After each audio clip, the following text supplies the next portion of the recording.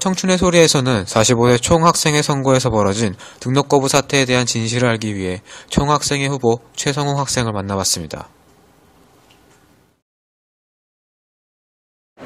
일반적으로 저희 학교가 캠퍼스 메이트 제도라 그래가지고 서울에 캠퍼스가 있고 인문과학 캠퍼스가 있고 수원에 자연과학 캠퍼스가 있는데요. 이 인문과학 캠퍼스와 자연과학 캠퍼스 양 캠퍼스 후보 2인이 메이트를 맺어서 총 4인이 한 개의 총학생회 후보로 선거운동본부로 구성이 돼서 나오거든요. 그런데 한 캠퍼스에서 어떤 문제가 생겨서 후보 자격이 박탈되거나 후보가 등록이 거부가 되면은 그 후보가 등록하지 못하면 다른 캠퍼스에 있는 후보들은 자동적으로 피선거권이 박탈되는 이런 구조예요. 저희가 의원 제출 방식에 대해서 어떠한 규정이 나와 있지 않거든요. 선거 세칙을 봐도 다른 것들을 봐도 아무런 규정이 없기 때문에 작년의 사례에 사실 비춰서 그거를 준비를 한 거예요. 그러니까 작년 같은 경우에는 USB나 MP3에 담아서 선관위 컴퓨터에 파일을 복사하고 다시 가져옴으로 해서 그러니까 최종적인 제출 방식은 선관위 컴퓨터에 파일이 들어가는 거였거든요. 그렇기 때문에 이번에도 이메일로 그냥 다녀가서 우리 이메일에 담아가서 선관위 컴퓨터로 다운을 받으려고 했던 거죠. 그런데 그 선거관리위원회에서 이것을 지금 메일로 다운받아도 되겠느냐라고 하니까 USB로 다녀오신 겁니다.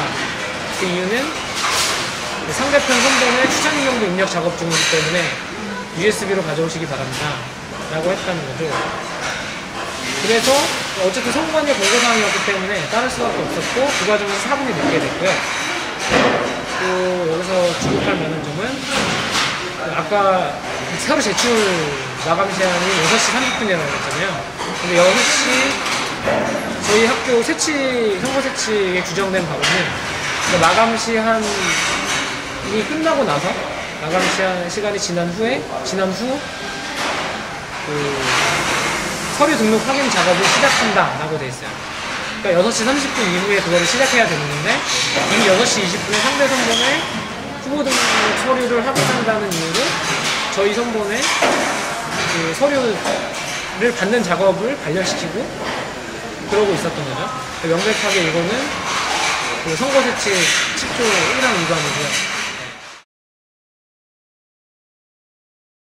지금 전반적인 저희 학교도 그렇지만 다른 학교도 듣는 바에 의하면 선거관리위원회의 비민주성이 굉장히 크고 또 그 과정에서 선거관리위원회가 정말 무소불위의 권력을 가지고 있거든요. 어떠한 견제기구도 없이 또한 특히 그 상황에서 선거관리위원장의 역할은 더더욱 크다고 생각이 되고요. 어떠한 제재를 가할 수 있는 기구나 그런 기관이 없다는 것이 굉장히 크다고 생각이 돼서요. 학교 내에서 어쨌든 학부들이나 그 선거관리위원회가 선거를 공정하게 진행할 수 있는 명문 사항들을 학부들이 이런 선거를 바란다라는 그런 우선적으로 발표함으로써 이런 이중적 기준, 이중잣대나 아니면 이중적 판단 기준은 원천 봉쇄하는 방향으로 저는 그런 좋지 않을까라는 생각이 들었고요. 그리고 또 어떤 선관위 구성에 있어서 저희 학교 지금의 사례처럼